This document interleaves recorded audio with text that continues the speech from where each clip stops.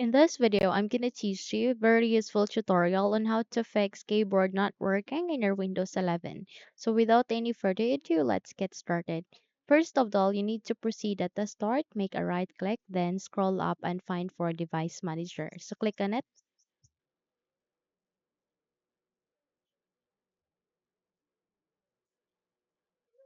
Once you have opened the Device Manager, okay, you need to find for keyboards. So click on it.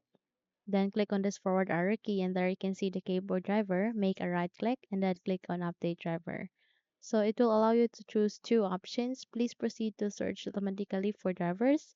And if the computer says that the best drivers for your device has already installed, click on this backward arrow key to return to the previous page, and this time please select for browse my computer for drivers manually and select for let me pick from a list of available drivers on your computer. Select the keyboard driver which is compatible to your computer, then click on next, and then once you click on next, install it in your PC and then restart your computer. Once you've restarted it, check if the problem has been fixed. However, if not, then we need to proceed to the next solution. But before that, if you haven't subscribed to the channel, please do subscribe and give this video a thumbs up so you won't miss any of our upcoming tutorial. Okay? So the last solution that you can do is that at the start again, make a right click, scroll up and click on Device Manager.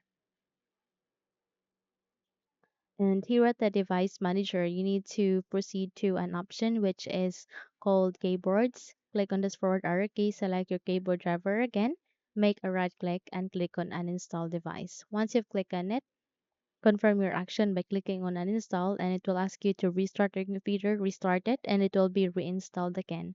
In that way, you'd be able to fix it. Okay, because you might think that the moment you click on Uninstall, you can no longer use your keyboard.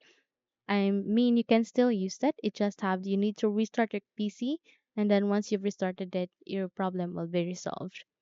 Now, if you think this video had helped you a lot, then don't forget to subscribe, hit the like button, as well as the bell icon to be updated for more tutorials like this. Thank you for watching and have a good day, everyone.